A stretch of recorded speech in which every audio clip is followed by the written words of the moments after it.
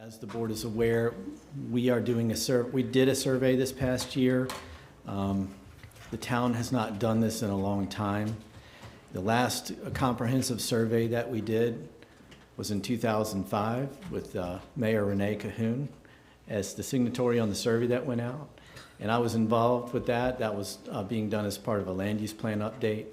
And so, we realized over the last few strategic planning sessions that the board has completed that it would be good to have this information as a reference to go and when we look at policy initiatives, program and budgeted initiatives, that we really have something that we can rely on for guidance from the whole community.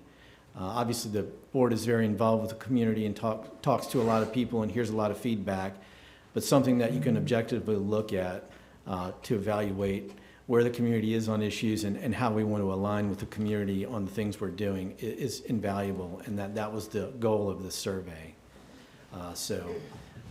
We hired a company to help us with this and design the questionnaire. It was a pretty extensive questionnaire. I believe it was probably close to 60 questions.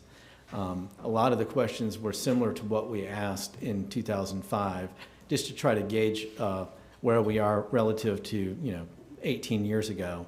We also asked quite a few questions on how well we're doing with regard to our services. So we started this past summer in July. We sent out several different pieces of information to the community to prep them that it was coming. We sent a postcard, and then we sent the actual survey, and we sent a reminder postcard after they got the survey. And they had until September to complete the survey. We sent out a random sample to 3,000 residents and property owners. We have about 5,500, so it's a little more than half. We also did a separate survey online for those that were not included in the random sample. We wanted those folks to have an opportunity to participate as well. We did not receive nearly as much participation for that as we did for the random sample, which was the mailed survey, which goes to show that there's nothing to be said for old school data collection. And that's one of the things we learned in the survey is that, people still rely on traditional sources of communication, and that's something to keep in mind. So in total, we received about 1,136 completed surveys.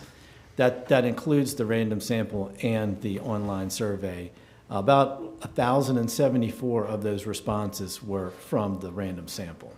So that goes to show you that only a small fraction of the responses were from the online survey. So the total response rate was about 36%. I feel like that's a great response rate.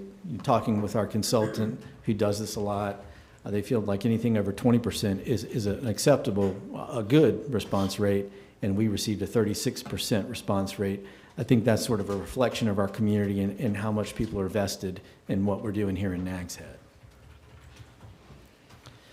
So just a stated goal up here, we want to provide property owners and residents with the opportunity to rate the quality of life in the town, as well as the quality of service delivery and the performance of our government. We also wanted feedback on what's working and what's not, as well as citizen views on priorities and projects and issues facing the town. So as I said, we're going to use this hopefully as a resource to refer back to continually on future policy, program, and budgetary initiatives. We're also going to use this as part of our strategic planning efforts moving forward.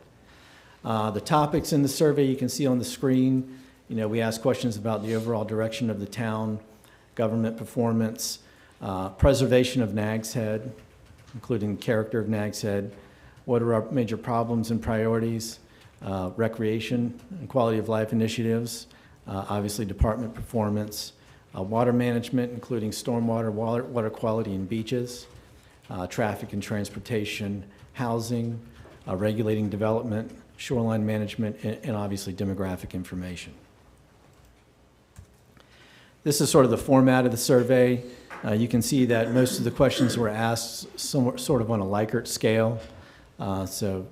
Usually folks had a number of ways to respond to each question, and obviously they could respond that they don't know or don't have enough information to respond, and so that is all included in here as well. The report was published as part of your packet. We also have a separate page on our website dedicated to the survey, which we'll go ahead and post the report to that as well. and we'll post this presentation there as well here in the next few days. The report outline on the screen, so it starts off with an executive summary and then how the survey was administered. There's a summary of the survey findings, but a lot of the hard data is in the appendices. Appendix A includes the demographic information, characteristics of the respondents. Appendix B is where you'll see the complete set of survey responses. Appendix C is the verbatim responses. So the last question of the survey asked what folks think the single most important thing that the Nags Head is facing is. And we have written responses. Every single one of those is included. It's about 20 plus pages of responses from people on what they think the most important thing Nags Head is facing. Appendix D is survey results by respondent characteristics, so they cross-tabulate the responses based on the demographic information. For instance, geography, we asked respondents where in the town their property is located, and so you can cross-tabulate how they responded to certain questions based on where they lived. And that information may be important as we evaluate specific subjects like beach nourishment. We have the open participation survey responses and then the methodology and survey materials that were sent out. This is just a summary of the characteristics we asked about in the survey. And on the right there, it shows you the page numbers for where you would find these in the report. And this is just a summary of the geographic areas we asked people to respond from. So people had to indicate whether they lived between the highways, east of the beach road, west of the bypass, in South Nags Head, and also on the causeway. And so we can find out how everybody answered each question based on where they lived. So in the beginning of the report and the survey findings, you have some graphs which explain, how people responded to each question. And here's an example of that on the screen. This is the first question in the whole survey, which asks about Nags Head government performance. I want to go ahead and explain in Appendix A. You also have the same question, but it includes the entire detail. In the survey findings, it talks about how people responded in terms of whether they thought it was excellent or good in terms of performance. And this, in the appendices, is where it tells you the entire set of responses. So over here, you can see that, there's the poor and fair responses are also evaluated here. And then for people that didn't have an opinion, it tells you that here. And so then this has the same question broken down, excluding the no opinions. So you can look at it both ways. So I just want to point that out as a helpful tool to evaluate how people responded. Let's see, let's just go back real quick. So then back to this. So this just shows you how people responded to the government performance question. The first response was the quality of services provided by Nags Head, and 90% of the respondents said that the services provided by the town were excellent or good. And then the remaining 10% would have been fair or poor or didn't know. So obviously, I think when we talked to our consultant who does this a lot in a lot of different communities across the country, they felt like this response was very favorable to what we're doing here in the town. And you can see that the following responses flowing down from there. It asked about ease of accessing services, the overall direction the town is moving, communicating events, issues, and programs, and then providing opportunities for community engagement and involvement. So obviously there's work to do in each one of these categories. We're not perfect, but I think overall the responses are favorable. This question on Figure 7, it's on page 12 of the report. We asked this question, similar question years ago in 2005 when we did this survey. The first piece of the question, which this is how it appeared in the survey, it asks you to indicate how important you think each of these items are to the success of the town. And then on the right side, it asks you to rate how well we're doing in each one of these categories.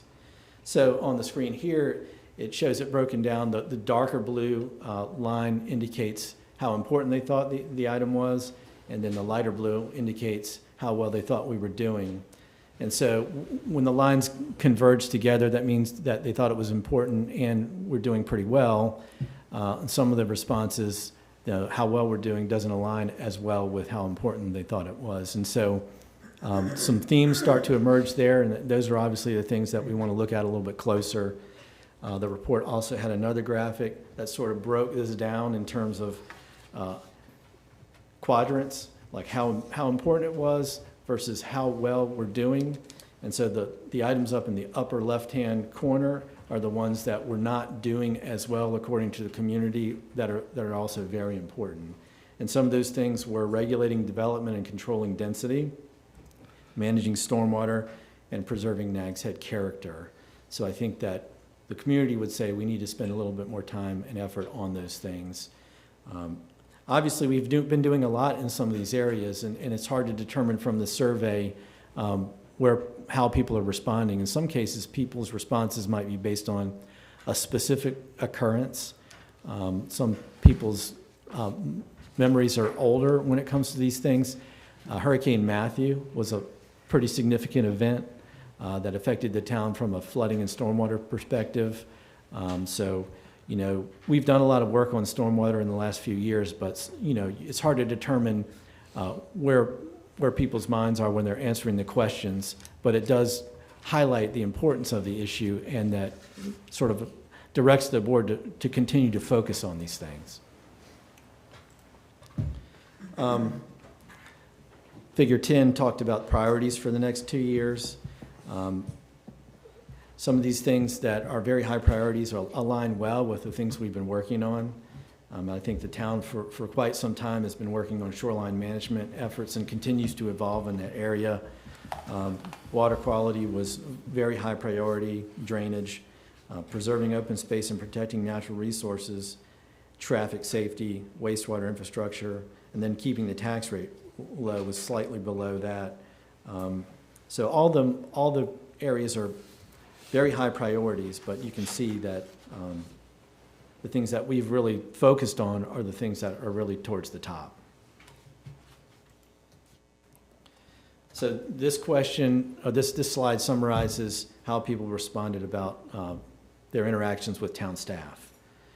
So up in the upper left, there's a breakdown of why people contacted the town in the last few years. And then below that is which department they contacted. And then on the right is their overall impression of staff. And that was very favorable in terms of excellent and good responses. Going further, we looked at how well each department is performing and the community's impressions. This is the breakdown of the police department and their responses to that. Some of the things we asked the community, how quickly do they respond, caring about the well-being of the people they deal with, making the community feel safe, preventing crime, working with neighbors to solve neighborhood problems, effectively solving problems in traffic enforcement. So traffic enforcement ends up at the bottom. It's a very difficult problem to solve. We do have a lot of traffic. Obviously, the board has talked a lot about red light running in the last few months. So there's probably some work to do there. But as you can see, that's the one that sort of hits the bottom. We asked people what their impression of safety problems is in the town. Traffic speeding, again, at the very top. Drugs was right behind that. I think that's not just a town issue. Stop sign and red light violations, just below that. And then you have theft, property crimes, youth crime, and violent crime. So, fire department. Very similar to what we asked about the police department, and so you can see the responses there. Overall, very favorable. Ocean rescue, I think overall people feel like the service is good. I think internally we feel like the service is very good. Again, we don't know exactly how people are responding to this or what kind of information they have when they respond. I think natural reaction is to want more service in this area. So you can see that. Sanitation services, trash service, community cleanliness were both rated well. Recycling slightly less. Bulk waste services, I think people really liked the service there. One of the things we've been wondering is, we provide service where we pick up, pretty much 7 months out of the year, and, this is done on a monthly rotation throughout the town. There's no limit on the service, and, you don't have to call. And so one of the questions we wondered is, do things sit out too long? Is it creating a community cleanliness issue? We've made some internal adjustments in the last few years in that area, and overall, it seems like people prefer having a higher level of service in this area versus pulling it back and worrying more about the community cleanliness. So some of the communities, our neighbors, offer service twice a year, and you can only put it out during those times. We aren't like that, and so this is just another area where I think it confirms what we're doing. This is how people rated the planning department. We asked about treating customers with respect, treating customers equitably, the level of responsiveness and timeliness. And so that's how the responses shook out.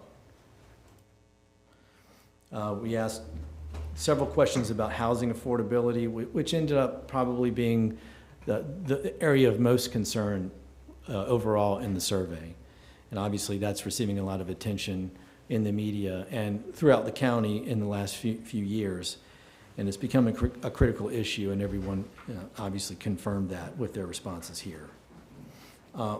Just below the second question near the bottom, we talked about housing density. One of the things we asked is, would people be willing to accept increases in our zoning density for housing in exchange for creating more opportunities for affordable housing? And so you can see the responses there. That's probably a good one to go into the report and really study how people analyze that.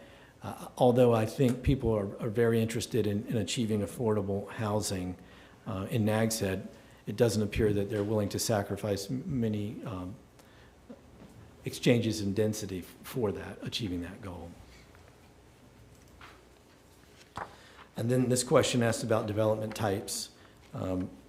What's most appropriate for Nags Head? And I think this really reflects how we're built out currently, with the majority of the town being single-family dwellings and then small-scale commercial buildings and mixed uses. You see cottage courts and motels, but then once you get down further in multifamily, commercial strip shopping centers and hotels, people feel like those areas are less appropriate, or those types are less appropriate for Nags Head than what you see at the top, which really confirms where we've been heading for years now. We asked about height limits. Overall, our height limit is 42 feet. For years, it's been 35 feet for single-family dwellings and most other structures. And then in 2004, 2005, we allowed the height to go up to 42 feet just in exchange for having a greater roof pitch. The majority of respondents felt like those regulations were about right. We also created a hotel overlay district south of the village at Nags Head years ago with a height limit of 60 feet, and it appears that most people think that's probably too high. And so the question below in figure 35 at the bottom, how strongly do you believe that the height regulations are important in preserving the character of Nags Head? You can see overwhelmingly people think that height's probably the #1 criteria for maintaining Nags Head as it is. This is really related to planning and code enforcement, this question. We asked people what they thought the main problems were with respect to this. Over-occupancy of vacation rentals really rose to the top. And so we see that theme throughout the survey, and that's probably something that we'll talk about with the board in our retreat. Obviously, Kelly mentioned earlier, the Septic Health Committee has been talking about that issue as well. Again, that's a really tough problem to tackle, but it is something that I think people are starting to become more sensitive to. Just below that, residential light spillover and glare onto adjacent properties. As we build out, I think this becomes more and more of an issue. We don't really regulate this item, so that could be something we want to talk about in the future. Septic failures was something that people are very concerned about. And then as you can see the rest of the list there, illegal duplexes and apartments, trash, commercial property maintenance, and then less concerned about residential property maintenance or abandoned properties, signs, vegetation, abandoned vehicles. This was kind of surprising to me, the responses to this question, that most of the respondents weren't familiar with the septic health program. I think in the last year or more, really since Connor's been involved, I think there's a renewed focus on getting this information out there, but I think that highlights the need to really focus on continuing our efforts to get the community familiar with this program and being creative in terms of how we get the information out. And I know that that direction is now being established. This question asks about soundside conservation. You know, we've been working on an estuarine shoreline management plan. We've been focusing on the oceanfront shoreline for years and asked questions about how concerned people are with the estuarine shoreline. It does seem to be an area of concern, and it's something we're focused on now with the estuarine shoreline management plan and seeking grants to implement that plan. Overall, people felt like the ocean water quality was good or excellent, and then sound not so much. Traffic and transportation, this was a theme that emerged during the survey. Congestion, overcrowding, traffic, they're themes that are continuing to emerge, and so we have a whole series of issues to work on here. This will probably be a theme for the board at the upcoming retreat. A lot of these things are controlled by DOT, and so a lot of what we would do here would be working with DOT. So we can talk about that later, but people felt fairly strongly that traffic congestion was something we need to focus on. And then we have where people are getting their information. I think at the top you really see some of the more traditional sources is where most people are getting their information. Social media is in there, but Nags Head website actually rose to the top. And then preferred channel of communication, email, was really the #1 item. So I mentioned earlier the verbatim responses.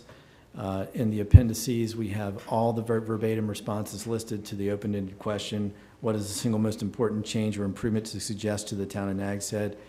As I said earlier, affordable housing is the #1 item.